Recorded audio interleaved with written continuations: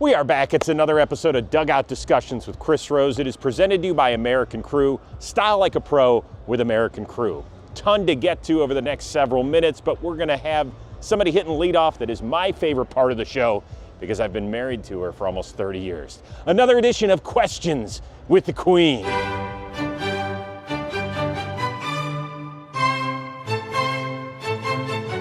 I've been to 15 big league stadiums.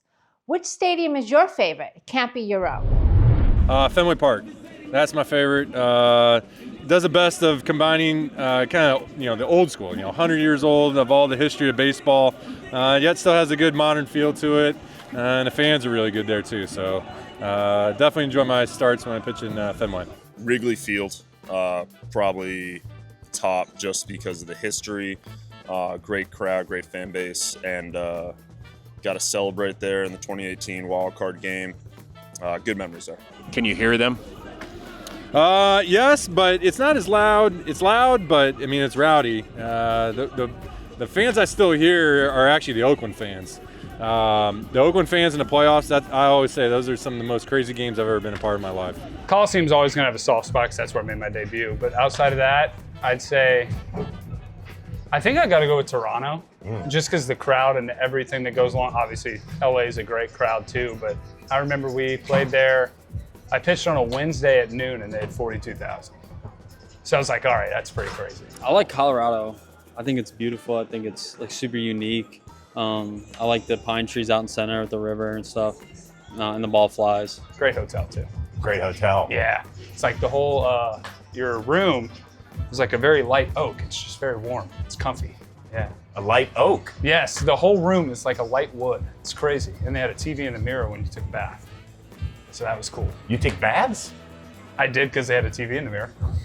I like that. Not normally. Fenway, pretty self-explanatory.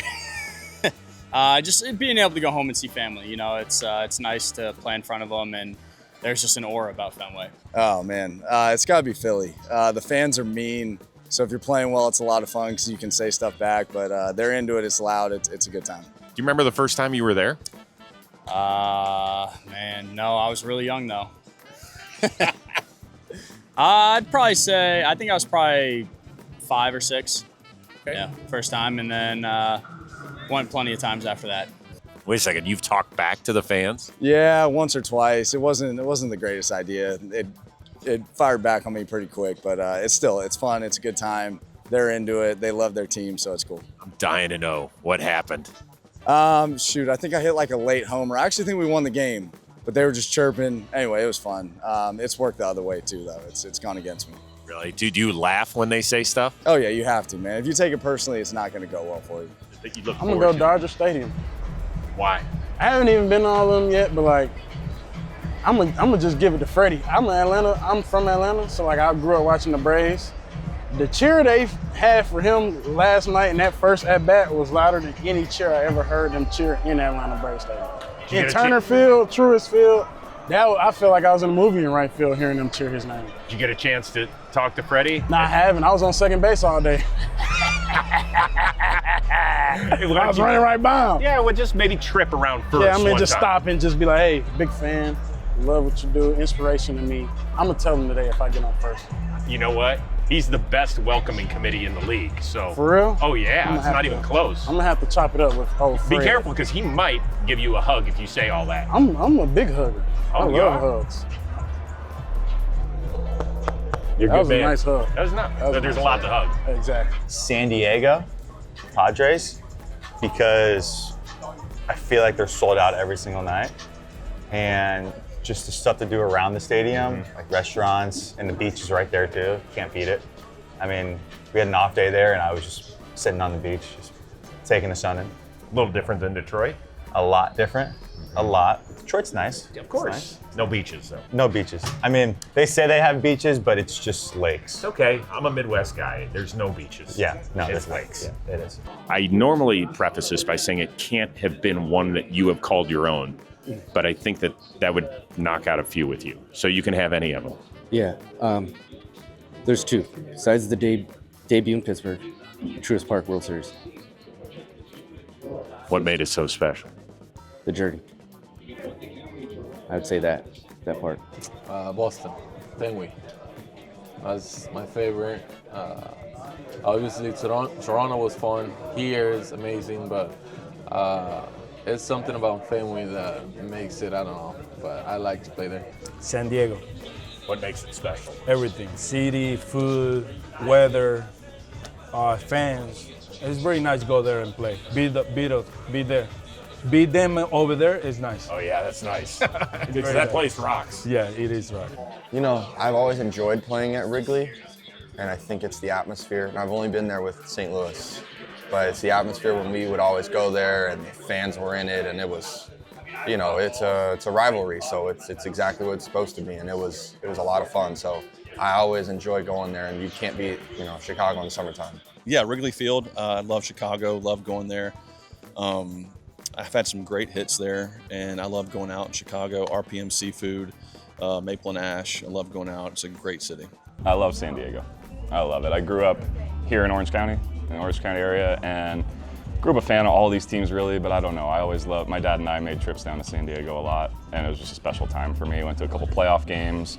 Just that surface, that stadium in general is awesome. You're not old enough to remember the Murph, are you? The Murph, no. Yeah, that was their old. Oh, really? No, Yeah. I just know Petco. That's it. You think Petco's legendary? Interesting. Fenway probably has been my favorite.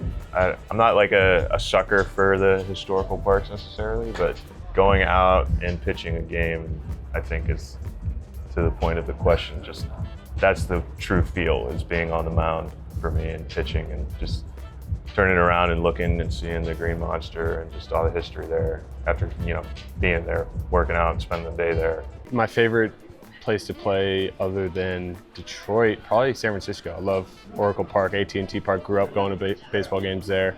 That's the spot, you know, it's unbelievable. Also love San Francisco.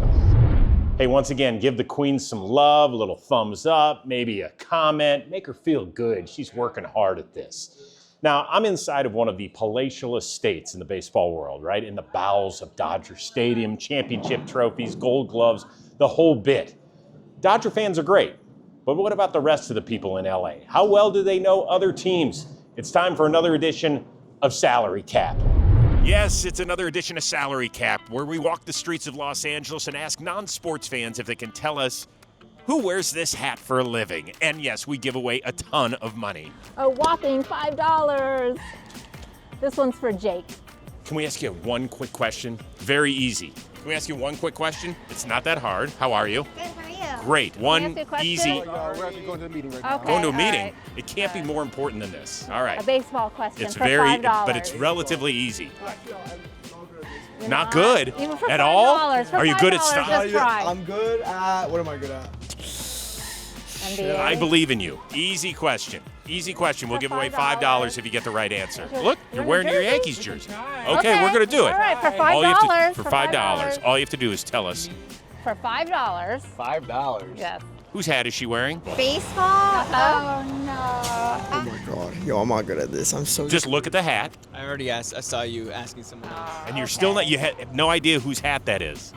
You want to give a guess what it is? I have no idea. You got to give us a guess. Cobras? I don't know. It's a good guess. Yeah, it's a good so guess. close. Oh. You picked the wrong one, yo. Well, no, come on. We're going to work through this together. Can you give me any kind of hint? Well, The snake. It's a type of Type snake. of snake. Yeah. Yeah. The pythons? I'm just making it up. The adders. the adder. I actually love that name. yeah. The adders. The snakes. Yes. There's a team that's called the Cobra. Yeah. The Vipers. Who do you? Type of snake. The Vipers. What city do you think the Vipers are from? Damn. LA area? The LA Cobras. Congratulations. Go to an LA Cobras game near you.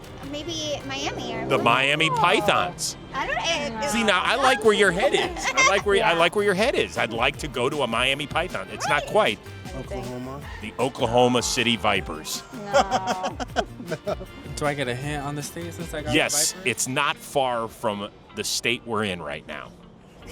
The West Coast. The Think Nevada. desert. The Nevada Vipers. I love it. Go get your season tickets to the Nevada Vipers today. We're he's trying to fisheye. What do you think that is? Do you want to give it a try? You give it a shot. Said anything. No. That would have helped. You're looking for context clues. Cincinnati. Hey? Arizona? Arizona what? Arizona. Arizona Diamondback. You nailed it. There you go. Think about it for a while. Exactly. Enjoy ice cream on us. Thank you. Oh, that's the Diamondback? Yes. Yes. That's it. That's it. Shocking to me. I know. But now. It looked like some AAA hat, but. Yeah, because it's tricked out. Okay. Yeah. But now they're like one of your favorite teams because of this. No. I didn't think so. Thanks for telling me. All right, that's okay. I didn't think so. I believe that's the Arizona Diamondbacks. See, I told you. I didn't lie to you. It was very easy. Yeah. Very easy. Yeah. Okay. You know, I have heard of that. Yeah. Okay. I didn't know it looked like that. That's so cute. Isn't it? Yeah. It kind of goes with what you're wearing. Oh my God, it does. All right. Thank you. Thank you. You too. New Orleans Vipers. The New Orleans Vipers. See, that sounds like. Well, it's the west coast of Georgia, so that's close enough. Oh no, I meant like Portland, Oregon. No. Right, Portland, Oregon. Okay, we're getting now. Thanks for playing. It's the Arizona Diamondbacks. Have you ever heard of them? Arizona. I've been to Arizona. Okay, they've been to Arizona. That's close enough. Can you play us out with something? What do we got? Who's your favorite Arizona Diamondback? Oh God. Can I name a coach? Yes, please. I believe Dan Herron is a pitching coach. Wow, that's pretty good on your part. I can't name a single player on the team, but I think that's a pitching coach. I'll pass that along, though.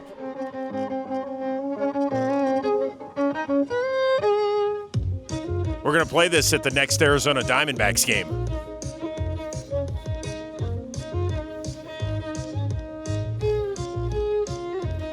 See, if he was playing during the 7th inning stretch, more than 2 out of 10 people would know who the Diamondbacks were.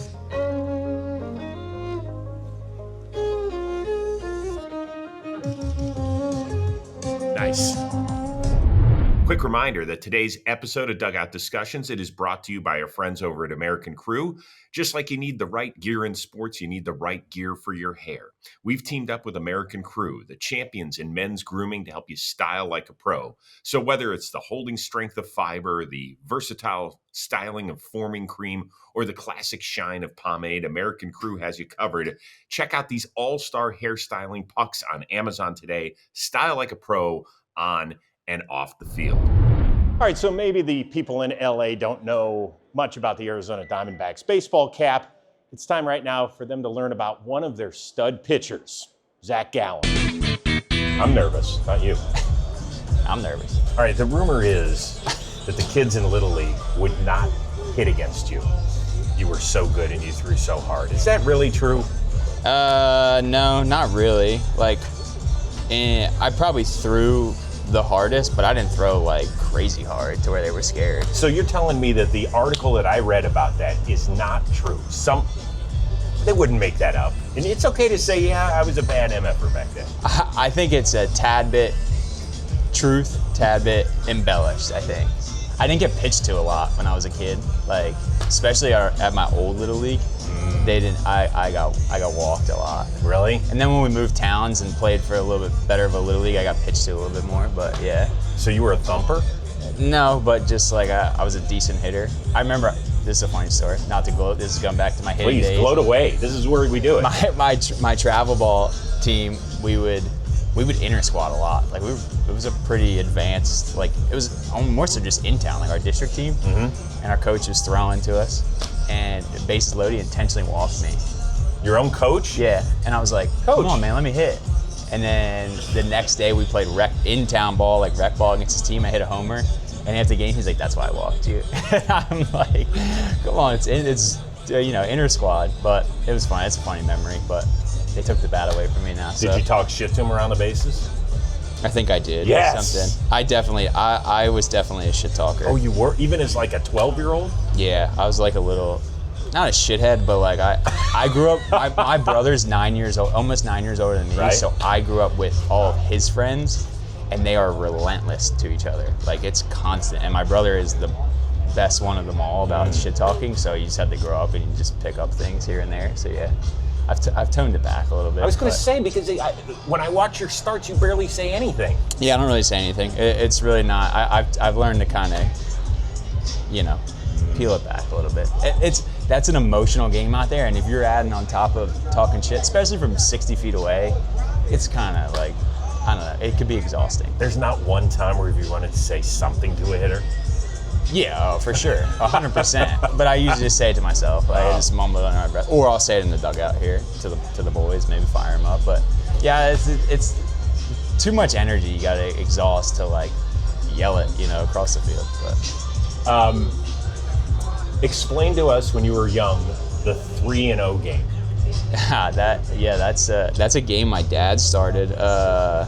We'd go out. We lived in a 2-bedroom condo all the way till I was in 6th grade, and literally right across the street from our condo was our Little League. So like we'd be out in the field like from as soon as I got home from school till the street lights came on. And the days I would practice pitching, my dad would be like, "All right, it's a 3-0 count," and then every time I walked a hitter, I had to do 5 push-ups or whatever. So yeah, it taught me to kind of more so being accurate, but more than that was like bearing down 3-0 and still making a pitch and stuff like that. Trying to, work your way back into count. So certain times when I'm out there 3-0, I just kind of think back to that, being like, all right, it's just like the game at Summerville Little League, me and my dad are playing, just get back in the count and see if you can get an out, get a strikeout, whatever it is. So I imagine there were days where if you're 8 or 9 and you're doing this game, you don't have it. So you're dragging ass, like your arms are down here. What was the most number of push-ups you did? See, now you got me. We're 5 minutes in. I'm bragging about it already. Let's do it. Not many. I always like that was the thing. Like I didn't throw like super hard. I threw hard enough, but I always could command the ball. Like that was just I just had a knack for it for some reason. Like it was nothing we ever really like worked on outside of 3-0. It was just throwing strikes, but. Yeah, I always had a knack for being able to kind of command the strike zone. So you know what's going to happen. There's going to be coaches around the country watching this interview, and their kids are not going to have Gallen pinpoint accuracy. And you're going to have all these kids that are walking around with arms like this because they're going to have to do a gazillion push-ups every day now. Well, yeah, that's the thing. Well, that could be a good thing in a sense. I probably could have done a few more push-ups just in general as a kid.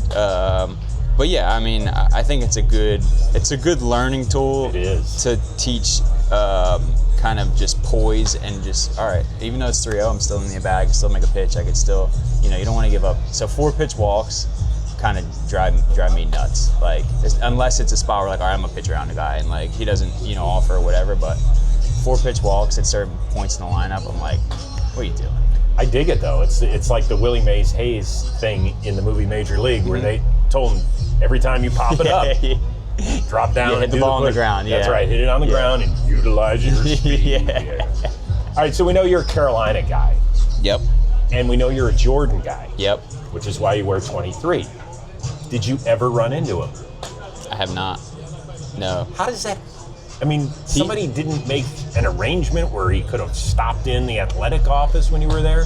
From what I understand, he isn't on campus a lot and like never has been really. I know he was on campus when the football team, the basketball team, like the university kind of went to Jordan Brand for a lot of their stuff. I know he was there for a day or two or whatever, but even when he's there, he's like in and out. And yeah, I don't know that. And I don't know anyone that I was talking to had enough pull to get Michael kind of to come. But funny story about that, my brother took a visit to North Carolina, just looking at schools back in the day. And I remember I had like 2 or 3 Michael Jordan cards, and I'm like, we're going north. He's gonna be there, right? He'll be on campus, like idiot me, like at 9 years old. My brother's like, he's not gonna be there, and I'm like, well, just in case he'll be there, I'm bringing these cards. And then looked everywhere for him, obviously wasn't there. So, but yeah, so I've never seen him. I don't even know that I've ever seen him closer than 200 feet. There was a game, I think, when he bought into the Marlins, he was at one of the games, and I'm like looking up in the box, and even that, but never gotten that close to him. Okay, well, here's the deal. I know you love it out here in Arizona, but you are a free agent. But if you want to make dreams come true, you could always sign with the Reds and his former minor league skipper, Terry Francona.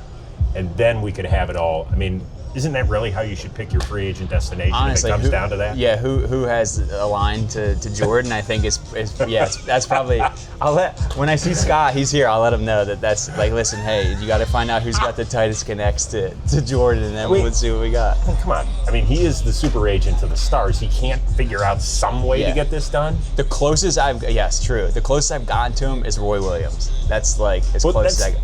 That's pretty close. Pretty close, yeah. Yeah, so going back to that, we had our UNC does a dinner at the beginning of the year called their First Pitch Dinner. It's like their alumni kind of fundraising, whatever. And I was the guest speaker one year, and Roy Williams was at my table, which I was like, this is awesome. So I sat next to him and his wife. They were like the nicest, kindest people or whatever. And I said at the end, I said, hey, Coach, I said, if Michael's looking for a size 13 right-handed pitcher in Arizona that wants to rep Jordan brand, I'm your guy. He's like, I'll call him and I'll see what I can do. He's like, what size do you wear? And I told him 13. He's like, I think whatever size he said, the samples where he's like, you're not gonna fit my shoes. I was like, damn, all right, whatever. But yeah, so we'll see. Do you really hate Duke that much? Honestly, no. Like, okay, I'll give you like kind of the breakdown of it. That rivalry is more so just a basketball rivalry in a sense. The full school rivalry is NC State. Oh. That's the full like school rivalry. Anything in baseball, like football, even the basketball games get pretty intense. But our baseball rivalry with an in-state team is probably more with NC State over the last 10 years or so.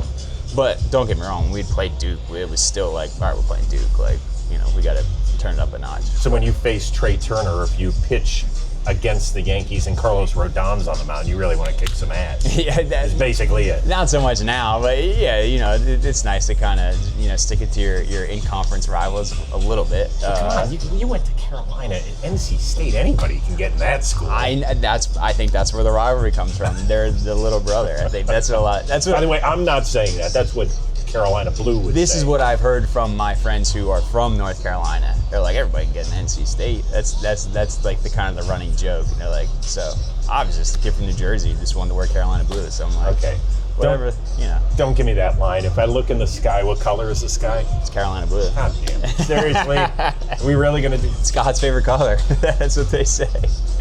How many Jordan Carolina 23 pieces of apparel do you have? Because I remember you wore it to the playoffs a few years ago. That's the only one that fits. I got a Jordan jersey for my like 10th or 11th birthday from one of my teammates. It was awesome. Like I literally was expecting nothing from anybody, and he's like, "Hey, I got a gift for you," and it was a Michael Jordan North Carolina jersey, which I literally wore the threads off of. And I was like, I remember trying it on at one point, and I'm like 15, 16, I'm like, not gonna work anymore. It's like a belly shirt. Like, I don't think I can wear this. But yeah, that's the only one that I have that's like a physical jersey that's UNC. Like a lot of Jordan shoes, a lot of, you know, stuff like that. You are you're known as a thinker on the mound, right? Yep. Is there a guy you love competing against who you know is trying to think about his at bat the way you think about pitching?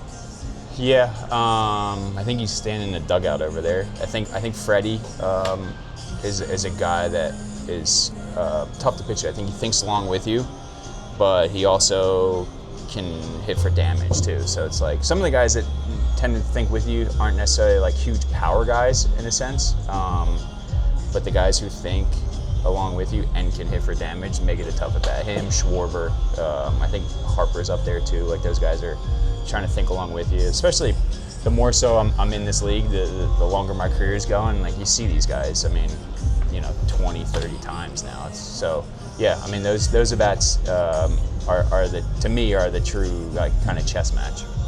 With all due respect, I know you'd love to be able to stay here. You are a free agent at the end of the season. How important is it for you to be involved in the process? Or are you one of those guys, Scott, call me and then we'll discuss? You want to get your hands dirty? I think a little bit, yeah. I think I had a conversation with my fiance before the season started, and I asked her to put a list together of some things that she selfishly wanted, things she wanted for us, and then things that she didn't want. And then that way we can kind of compare notes of like what that looks like for us going forward, as opposed to kind of, you know, getting caught off guard of like, okay, you know, X team has an offer, but they don't have things that we necessarily are looking for. I think to answer your question, it would probably be like a 70-30. Like I think I kind of know what I'm looking for myself, for my family, and just kind of the environment. And just for me, it's a lot of things are how to get better and stay successful. And the last thing I want is for that contract to people to look back and me look back and be like, oh, that was a bad contract. So that kind of is what will, I think, motivate a lot of decisions. I got two other things. I know you've dominated the New York teams, the Mets twice, the Yankees once. Outside of that, you haven't pitched as well as you wanted. Can it be paralysis by analysis? Too much in between starts? How do you get yourself? I've talked to hitters about how they try to get themselves out of a funk. How does a starting pitcher do it? Yeah, I think in a sense it can be. I'm somebody who's like always, I like to always say that I'm digging on stuff. I'm pulling on threads, trying to figure out. I think I had this conversation with my pitching coach yesterday about like sometimes when the digging turns to searching, then it's like, all right, we're in a bad spot. So I think trying to walk that fine line of like, all right, I'm digging, I'm pulling on threads and trying to figure out what's working, what's not working, why is it working, why isn't it working, all those questions, as opposed to just being like, all right, let's just throw something on the wall and see if it sticks. So for me, I'm someone who tends to throw a lot in general, but I like to rep out certain feels and things like that, and cues and all those types of things. So for me, I know some guys when they're not going good, they're like, I'm just not gonna like throw as much. I'm just gonna let my ability take over. For me, that's part of the preparation, and I'm like, I'm gonna throw a little bit more maybe, and just try and it's hard. It would be hard for me to go out there and know that I put all the work in I can leading up to each start to be like, all right, I'm prepared today. And even if it's not working, it's like, all right, I know I put the preparation in. At some point, you hit the nail 100 times and like that 101, it's gonna break. The rock will break. So that's kind of where my mindset is about it. What is the best thing about being a major leaguer that we as just regular baseball fans would have no clue about? I don't know. There's a lot of good things. Like, we're very fortunate. I